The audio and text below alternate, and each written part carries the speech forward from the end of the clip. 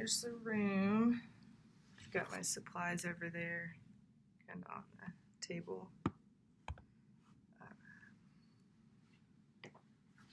All right, so my name's Brianna. I'm a pediatric nurse practitioner student at UT Arlington. I'm going to be performing your head-to-toe assessment today. Okay. And do you mind being recorded during this? No, that's fine. Okay. Can you give me your name and date of birth? Mallory Norris, 4/21/96. Okay. And do you know where you're at today, Mallory? Yeah, I'm at United Regional. Okay. And what day of the week is it? It's Saturday. Okay. And can you give me today's date? March 9th, 2019. Okay. And can you describe your mood for me right now? Calm. Okay. So patient is well dressed for the occasion. She's appropriate, answers questions appropriately, well groomed, clean. Patient appears stated age. She describes her mood as calm, which matches her affect, and she's alert and oriented to person, place, and time. So I'm going to first assess your skin. I'm going to take an overall look at your body, okay? Okay. So I'm going to have you lean forward and take a look at your back, okay? Come back forward. Legs, arms, and I'm going to just take a look at your abdomen real quick. Okay. So skin is fair, which is consistent with ethnicity, no signs of lacerations, excoriations, ecchymosis, or abrasions, no erythema or abscesses, masses noted. There are 3 small, well-healed surgical scars to the abdomen. I'm going to now assess your skin temperature. Okay. Patient is warm and dry to the touch, so now we're going to assess your skin turgor.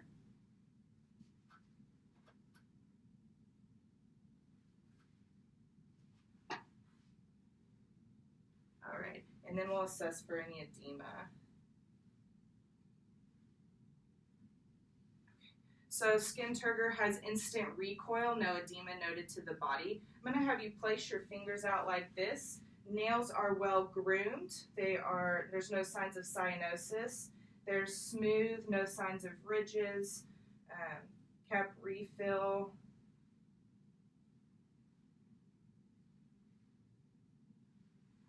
Is less than 2 seconds to the upper extremity. And less than 2 seconds to the lower extremity. So now what we're going to do is we're going to assess your nail bed angle. So I'm going to have you place your thumbs just like this. Okay, and then I'm going to have you do that for all of your fingers.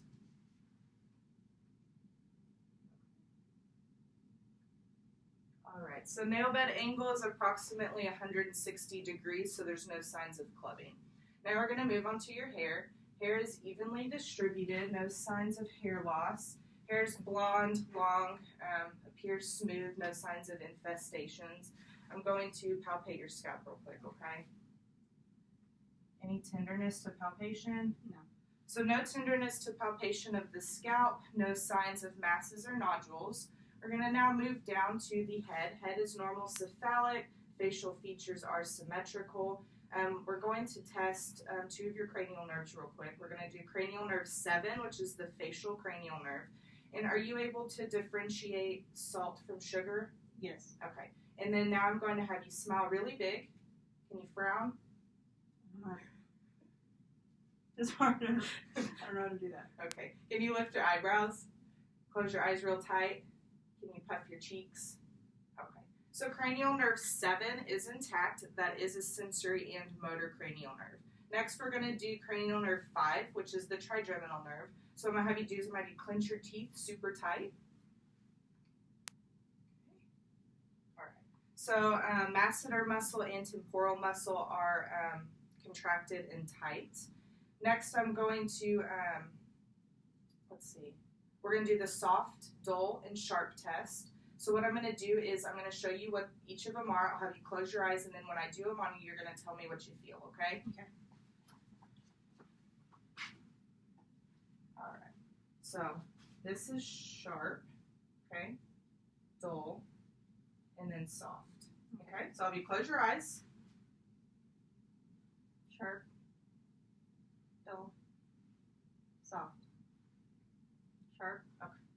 All right, so cranial nerve 5, which is the trigeminal nerve, that is the sensory and motor nerve, is intact. So now we're going to move down to the eyes. Eyebrows are symmetrical. Eyelashes are also symmetrical. They're evenly distributed. Sclera is white. Irises are brown. Pupils are 4 millimeters bilaterally. What we're going to do now is we're going to move on. Oh, wait, let me check your. Can you look up for me? Mm-hmm. So conjunctiva is pink. I'm going to have you close your eyes real quick. Any tenderness? No. Okay. So eyes are firm and fixed. No tenderness to palpation of the eyeballs or eyelids. Lacrimal apparatus is soft. Conjunctiva is clear. There's no signs of drainage or pus from the eyes. So now we're going to move on to the Perla exam, which stands for pupils are equal, round, reactive to light and accommodation. So we're going to first test your direct and your consensual light reflex. So I'm going to just have you look maybe over here at this fire alarm that's going to dilate your pupils. I'm going to flash the light in one of your eyes, and I'm going to watch for constriction in that eye, which is direct, and then I'm going to watch for constriction in the other eye, which is consensual. Okay? So we'll have her look away. All right, so we have constriction in both eyes, and then we're going to still have you look, and then we'll try the other eye. All right, we've got constriction in both eyes bilaterally, so direct and consensual light are intact. So now what I'll have you do is I'm going to have you look at the bridge of my nose. We're going to test for what we call the corneal light reflex. I'm going to shine the light in the middle of your nose, and I'm going to see if the light reflects in the same spot in both eyes, okay? So I'll have you look here. So light is directed in both pupils in the same spot, so corneal light reflex is intact. Next, what we're going to do is we're going to test accommodation. So I'm going to have you look at the pin line. I'm going to come in close to your nose, and I want your eyes to follow the pin line in and then back out, okay?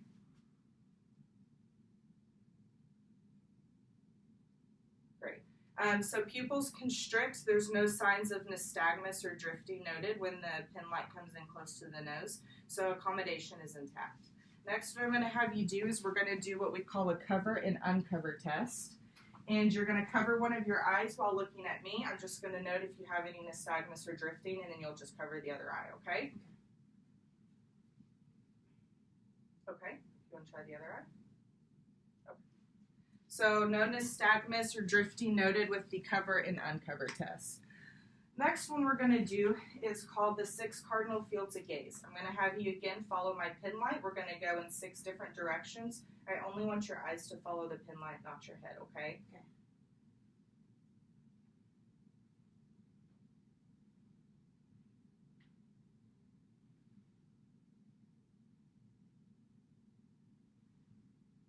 Great. So a patient was able to follow all 6 cardinal directions without nystagmus or drifting. So with those exams, that test for cranial nerves 3, the oculomotor, cranial nerve 4, the trochlear, and cranial nerve 6, the abducens, which are all motor nerves, and they're all 3 intact. So next we would go on to the Snellen eye chart and the Rosenbaum chart. Both of those would test for cranial nerve 2, which is the optic nerve.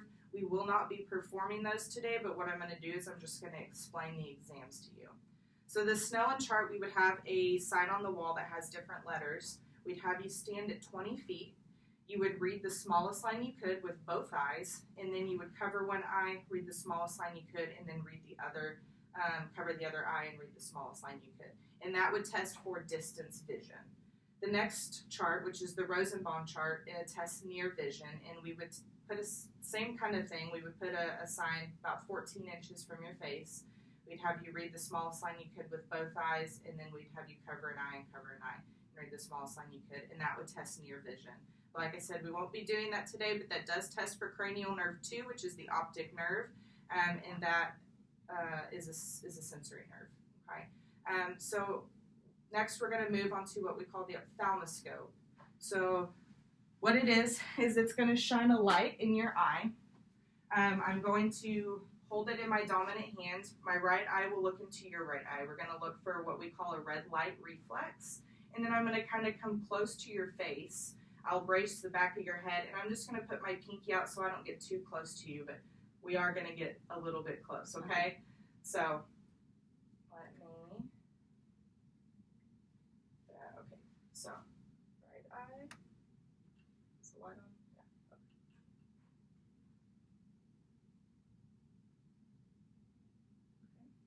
Now we've got the red light reflex visualized. We're going to come in towards the eye. I'm going to brace her.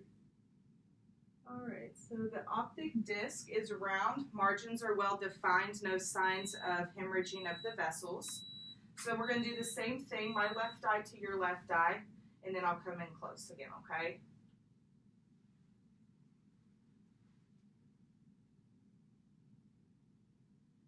all right, the red light reflex is seen. I'm going to brace the patient. Optic disc is visualized.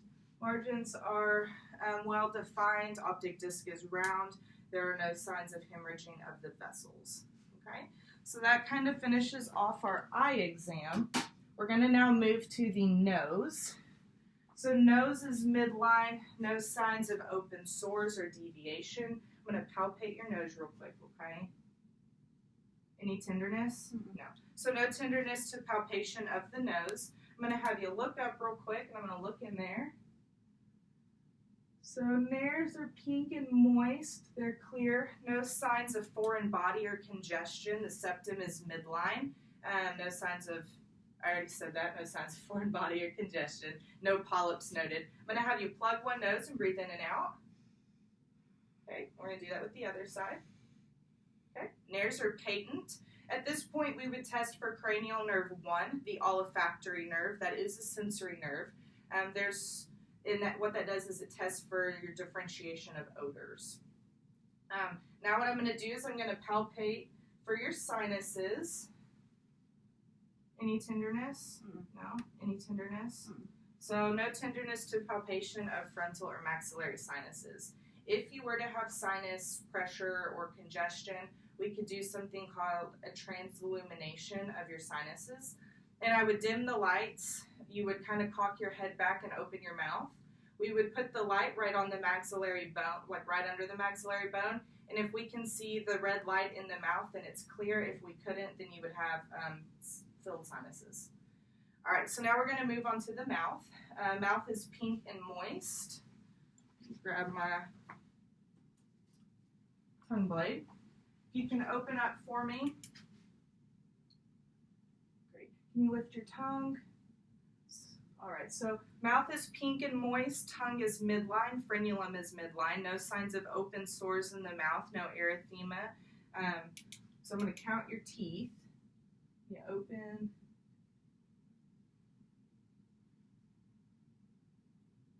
All right, so teeth are pearly whites. There's 32, no signs of dental caries. Now I'm going to have you open up. I'm going to press your tongue down, and we're going to look at your uvula. Tonsils are 1+ bilaterally. Can you say ah? Ah. Okay, now I'm going to gag you. Sorry. Gag reflex is intact. Uvula does retract on phonation. Are you able to differentiate between bitter and sour? Yeah. Okay, so cranial nerves 9 are glossopharyngeal cranial nerve, and cranial nerve 10, the vagus nerve, are intact. And they're as evidenced by the uvula retracting on phonation, the gag reflex being intact, and the patient being able to tell between bitter and sour. So next we're going to move on to the ears. Pinna is in alignment with icanthus bilaterally. There's no signs of erythema to the ears. There's no drainage. We've got 2 earrings in bilateral earlobes. We've got 1 earring to the tragus in the right ear, and 1 earring to the pinna in the left ear. So I'm going to palpate your ears real quick. Any tenderness? No tenderness to palpation of pinna and earlobes bilaterally. Now the mastoid. Any tenderness? No. So no tenderness to palpation of the mastoid. So now what we're going to do is we're going to take a look in your ears.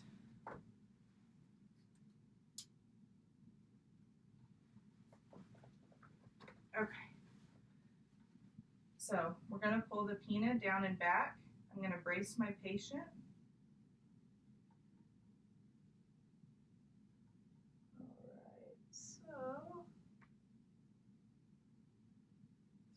Ear canal is clear, no signs of cerumen, no excoriation or erythema. There's no nasal drain, or there's no ear drainage, and there's no signs of foreign body. The TM was visualized in the left ear. It was pearly gray. Bony landmarks were seen. There were no signs of perforation or retraction, bulging, no erythema to the eardrum. The light reflex was seen at the 7 o'clock position. So now we're going to test your right ear. And try not to bop you with it. Alright. Trying to pull the pinna down and back, bracing the patient. It's going to come right up on your tragus. Alright, so you see the TM. Okay, so ear canal on the right ear is clear, no signs of cerumen, no evidence of foreign body. There's no drainage, erythema, or excoriation to the ear canal. The right TM was visualized. It was pearly gray. Bony landmarks were seen. No signs of perforation, erythema, bulging, or retraction to the eardrum. The light reflex was seen in the 5 o'clock position. So now what we're going to do is we're going to move on to the neck. I'm going to palpate for your lymph nodes, okay? So we're going to start with your occipital. Any tenderness? No. No. Your post-auricular? Any tenderness? Mm-hmm. Preauricular? Any tenderness? Mm-hmm. No. Your tonsillar? Any tenderness? No. Okay. Submandibular? Any tenderness? Mm-hmm. Submental? Any tenderness? Mm-hmm. Okay. Now your posterior cervical? Any tenderness? Anterior cervical? Any tenderness? I'm going to have you lean forward and kind of cock your shoulders. Supraclavicular? Any tenderness? Okay. I'm going to do your maxillary.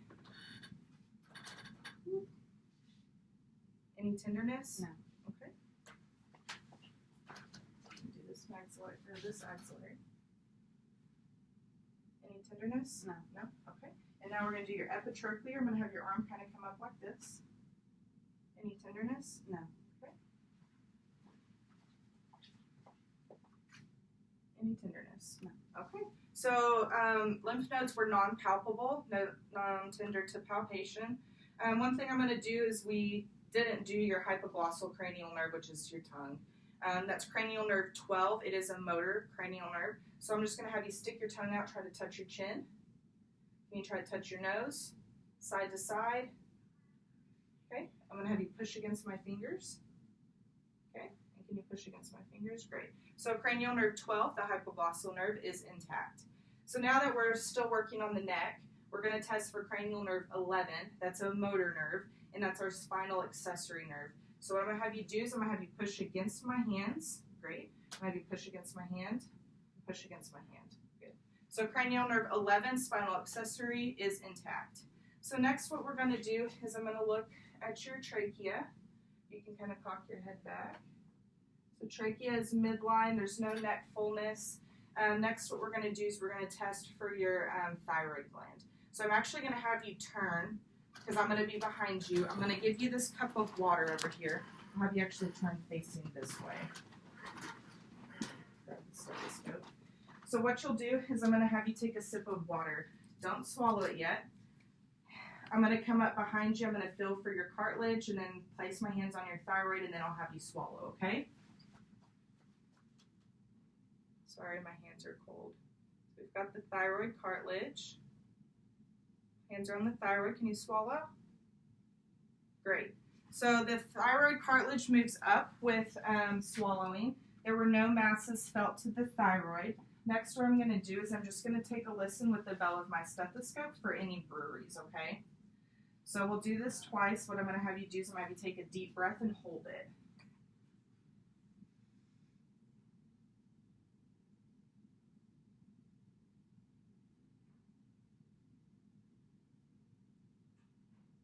Okay, you can breathe. And one more deep breath.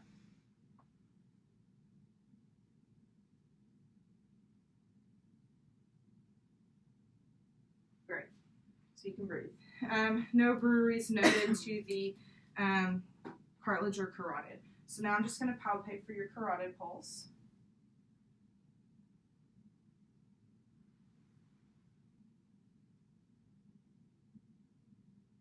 So carotid pulse is 2 plus bilaterally. Since we're already assessing carotid pulse, we'll go ahead and just assess the rest of the pulses. So we're going to start with your temporal.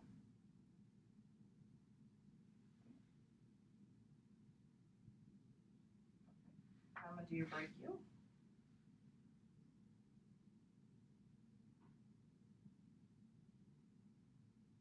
And your radial.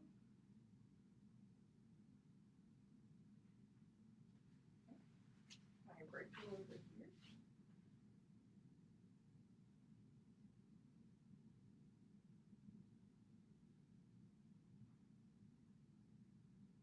And then I'm going to remove your watch real quick so I can assess this radial.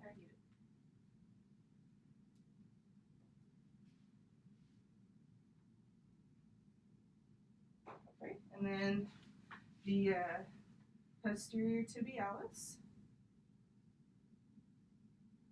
and the dorsalis pedis. Okay. Posterior tibialis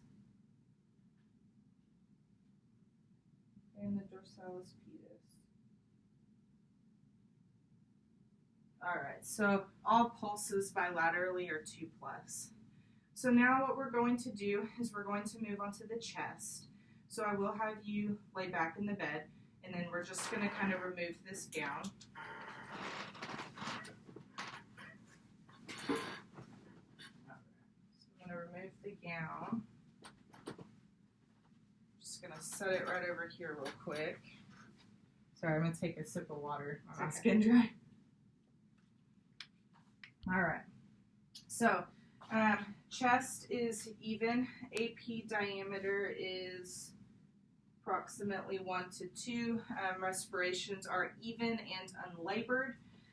Let me bring this and this because we're going to use both of them. All right. And we're going to count respirations for 1 full minute, okay?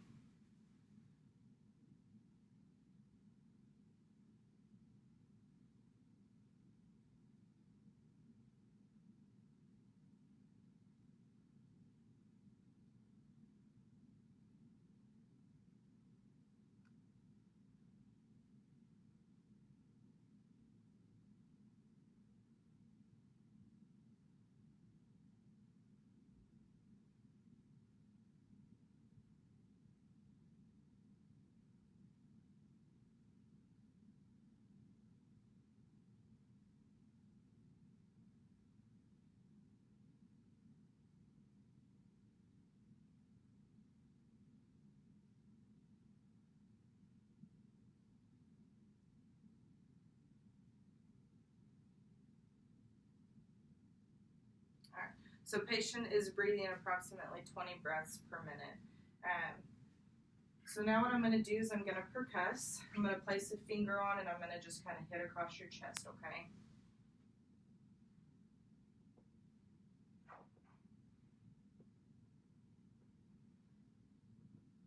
Okay, I'm going to have you sit forward. Good.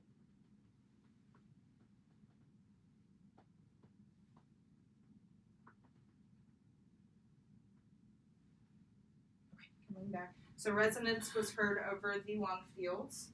Next, what I'm going to do is I'm going to listen to your lung sounds. First, we'll start at the trachea. The trachea, we should hear bronchial breath sounds. Okay.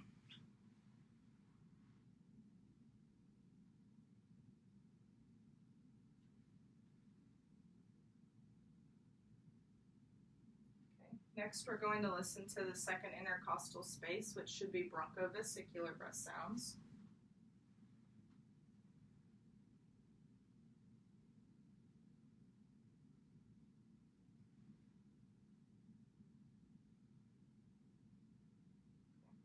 And next we're going to listen to the lung periphery, which should be vesicular breath sounds.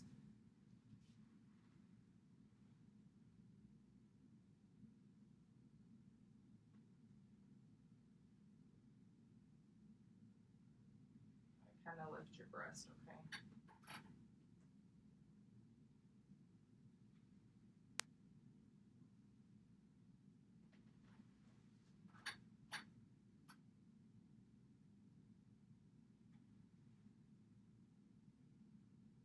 Okay, have you lean forward for me.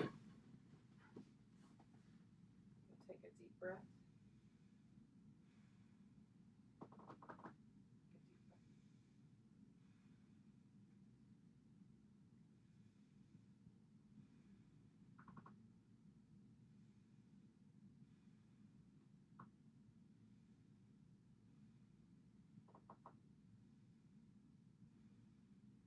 Okay, you can lean back. So breath sounds are clear to auscultation, no adventitious breath sounds such as no wheezes, rhonchi, rales, or crackles noted to the lungs bilaterally.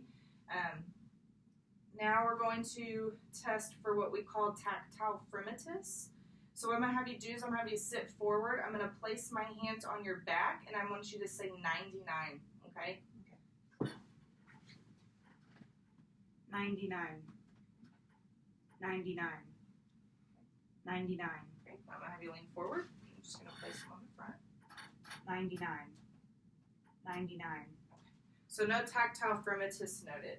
Next, we're going to move on to the heart. You can actually assess the heart in 3 different positions. We can assess it sitting up, we can assess it lying back at a 30-degree angle, or we can assess it laying on your left side. So I'm going to do is I'm going to lay you a little bit to your 30-degree angle. Okay. No pulsations, heaves, or thrusts noted to the chest. I'm going to palpate your precordium. Any tenderness? No. No tenderness to palpation of the precordium. Now what we're going to do is we're going to auscultate. I'm going to start with the diaphragm. The diaphragm listens to high-pitched sounds, and then the bell of the stethoscope will listen to lower-pitched sounds such as murmurs, clicks, gallops, rubs. So we'll start with that. We're going to start at the aorta, which is the second intercostal space, right sternal border.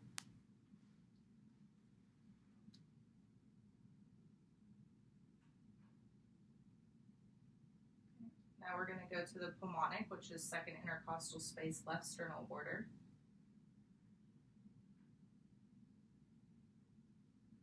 Now we're going to go to Erb's point, which is the third intercostal space, left sternal border.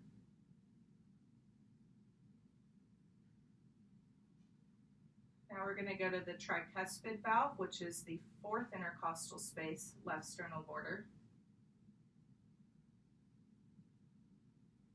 And now we're going to go to the mitral valve, which is the fifth intercostal space, left sternal border. Just kind of right under the nipple line.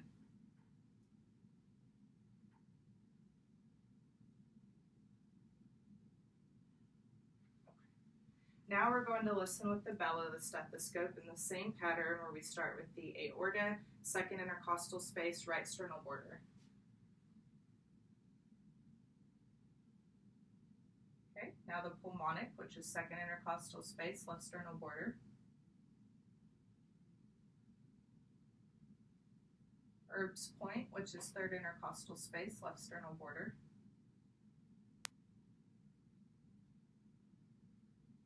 The tricuspid valve, which is fourth intercostal space, left sternal border.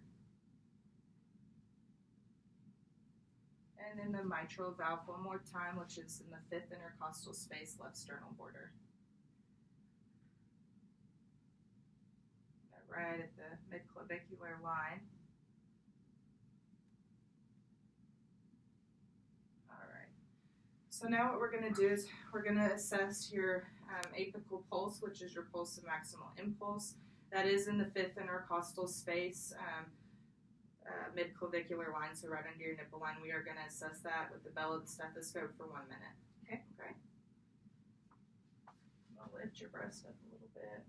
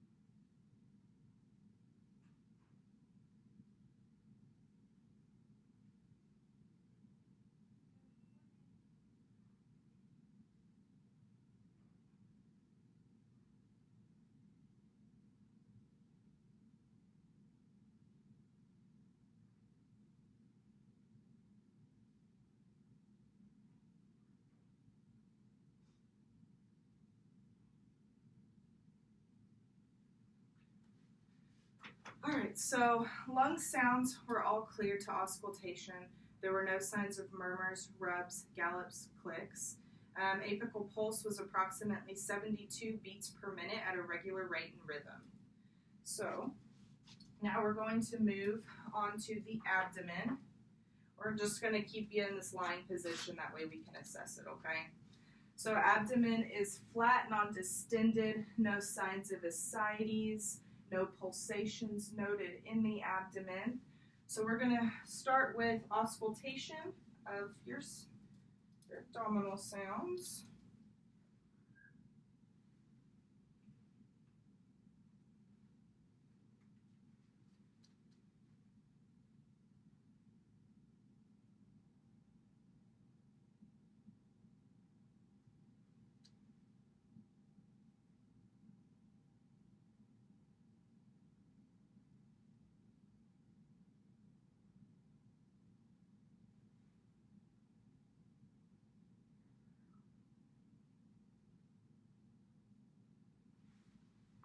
Abdominal sounds are active in all four quadrants.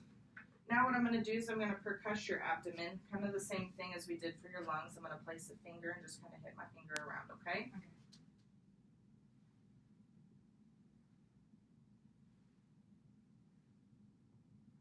All right, so tympani is heard over the abdomen. Now what we're going to do is we're going to assess your liver size. So same thing, we're going to percuss. I'm going to actually have to put a couple marks on your stomach, okay? Okay. And then we're going to measure it. So start down here.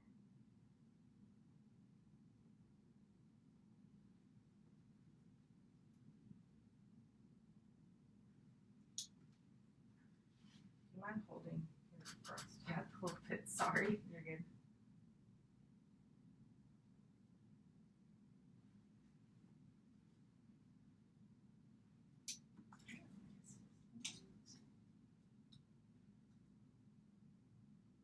Liver size is approximately 8 centimeters, so no hepatomegaly. You can put that down. We're now going to percuss for your spleen. We should hear splenic dullness between the 6th and 10th intercostal space.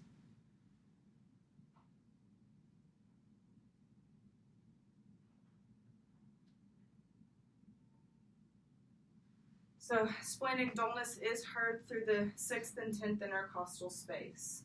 Now what we're going to do is we're going to start with light palpation. I'm just going to lightly press your abdomen. I want you to tell me if there's any tenderness, okay?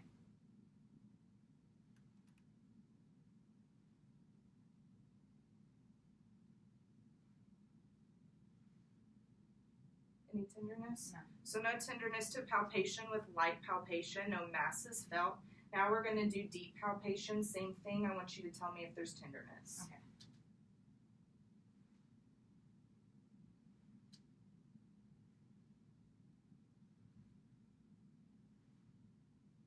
Any tenderness? No. No tenderness to palpation with a deep palpation. Next, what we would do is we would test for McBurney's point. What that is I'm going to go to the right lower quadrant, and this is assessed for appendicitis. I'm going to come right up above, so you've got your iliac crest and your umbilicus. I'm going to come 2/3 down from the umbilicus. I'm going to press down pretty deep, and then when I release, do you have any pain? No. So no negative McBurney's point tenderness. And then next we would assess for Murphy's point. I'm not going to do that on her, only for the fact that she has had gallbladder surgery with a lot of complications afterwards. So we would probably get a positive Murphy's. But what we would do is we would palpate right underneath that right rib cage. And I would palpate pretty deep, and then I'd have you take a deep breath, which would push that liver up. And if it causes pain, that would be a positive Murphy's sign. But like I said, we won't do that for you today, okay? Thank you. Next, let's see. So we're going to move on to musculoskeletal. So let me give you your gown. You can put that back on. I'm going to actually have you stand up, and you're just going to kind of casually walk right here in front of the camera for me. Okay, and then I'll have you walk right back. So posture is erect, gait is steady. I'm going to have you stand right in front of me, back facing me, and I'm going to assess for scoliosis. So I'm going to have you lean down to touch your toes.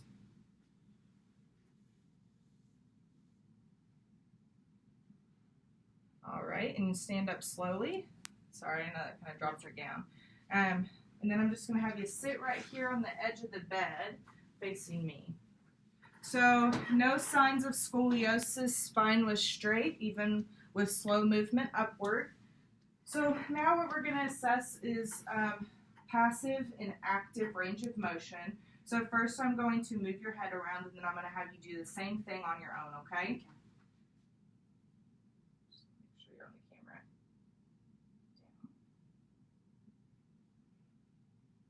Down. And then there. Okay.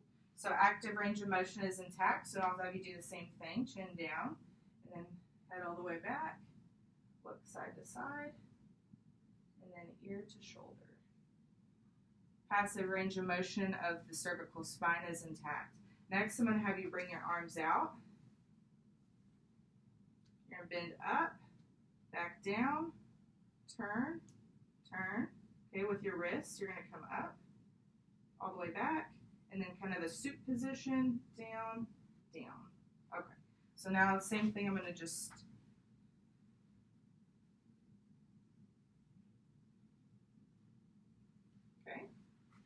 same thing.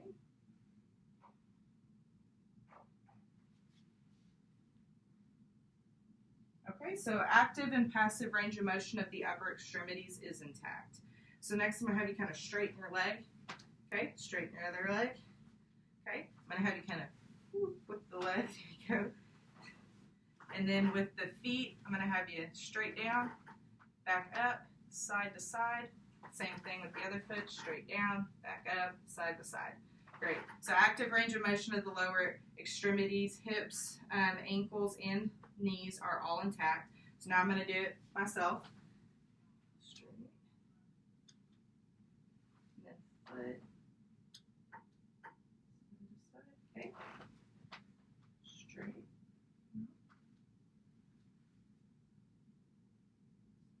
Great. So passive range of motion of the lower extremities are intact. Next, we're going to move on to neuro. So we assessed for cranial nerves already. We've assessed for cranial nerve 1, the olfactory nerve. That's the sensory nerve, where we would differentiate smells. Cranial nerve 2, which is the optic nerve, is what we would have assessed with the Snellen and the Rosenbaum eye chart, and that is a sensory nerve. Cranial nerve 3, the oculomotor. Cranial nerve 4, the trochlear. And cranial nerve 6, the abducens, were all assessed with the Perla, accommodation, cover and uncover, and the 6 cardinal gazes of field. All those are motor. Those were assessed. Cranial nerve 5 was the trigeminal nerve. That's the one where I had you clench your teeth. And then we did soft, dull, and sharp. That was intact. We did cranial nerve 7, where I had you make a bunch of facial expressions at me, and we tested for salt and sugar. That is a motor sensory nerve. That was intact. We did cranial nerve. We did not do cranial nerve 8. We will do cranial nerve 8 now. So what I'm going to have you do is I'm going to have you sit back in the bed. This is our acoustic nerve. It's a sensory nerve. And what we will do is we will do what we call the whisper test. I'm going to have you plug your left ear. I'm going to stand 2 feet over here, and I'm going to whisper 2 words, and I want you to repeat them back to me, okay? 1, 2, 3. Okay, and we're going to do that on the other side. 7, 8, 9. All right, so cranial nerve 8, the acoustic nerve, which is a sensory nerve, is intact based off the whisper test. So we assessed for cranial nerve 9, the glossopharyngeal, and cranial nerve 10, the vagus nerve, with the uvula retracting on phonation, the gag reflex, and differentiation between bitter and sour.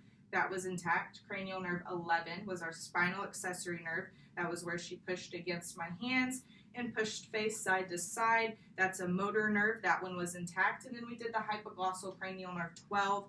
That's a motor nerve. That's with the tongue, where we moved it in all directions and pushed against my finger.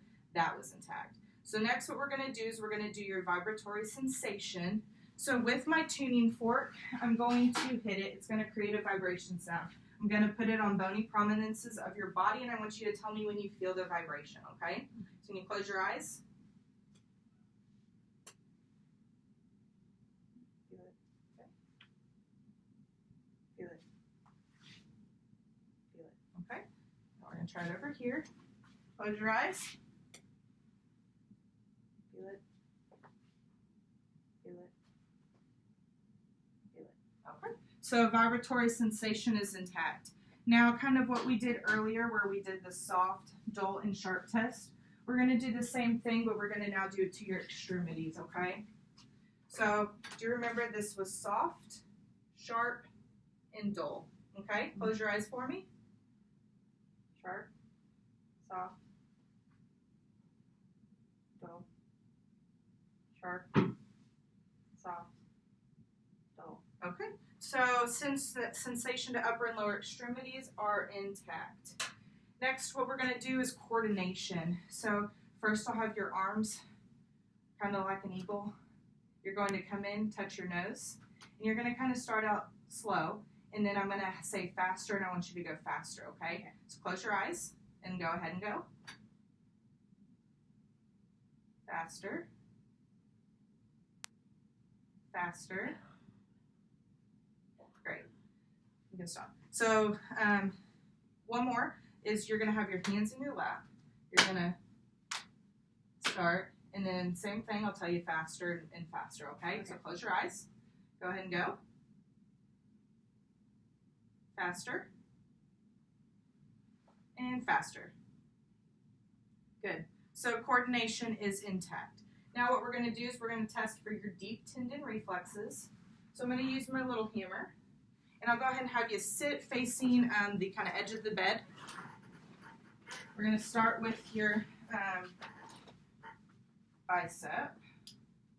So I'm going to have you kind of rest your arm against my chest. Okay, perfect. And then I'm going to do your triceps. I'm going to relax your arm. Relax. Okay, now your radial. Okay. Now we're going to do this bicep. I'm going to have you relax your arm against my chest. Okay.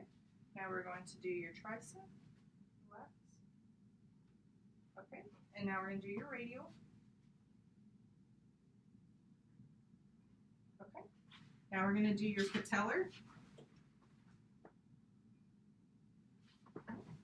Now we're going to do this. Okay. Now we're going to do your Achilles.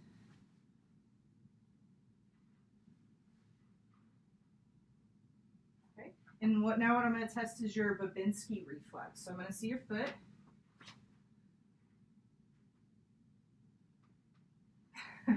Tickle? Yeah. Okay.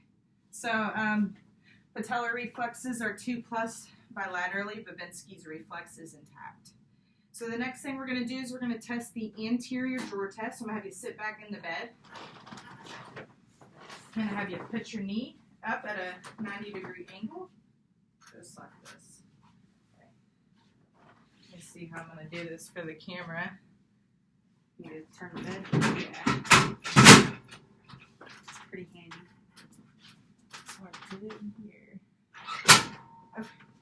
So I'm going to stabilize the foot. My hand's going to go back here. Okay. Then we'll do it with the other side.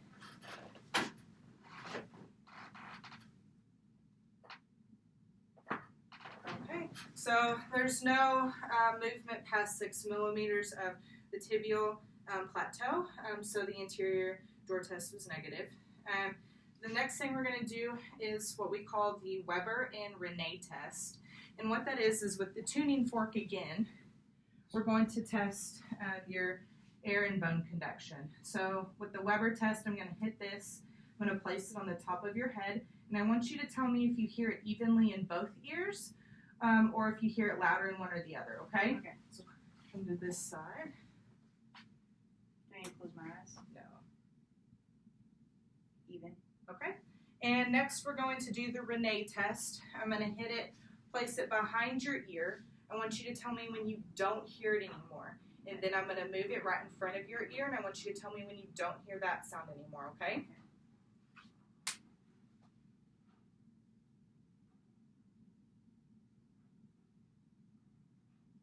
I don't.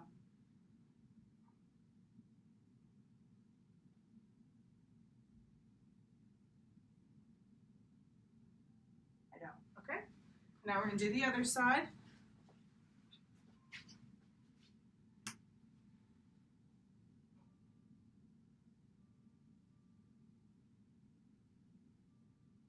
I don't.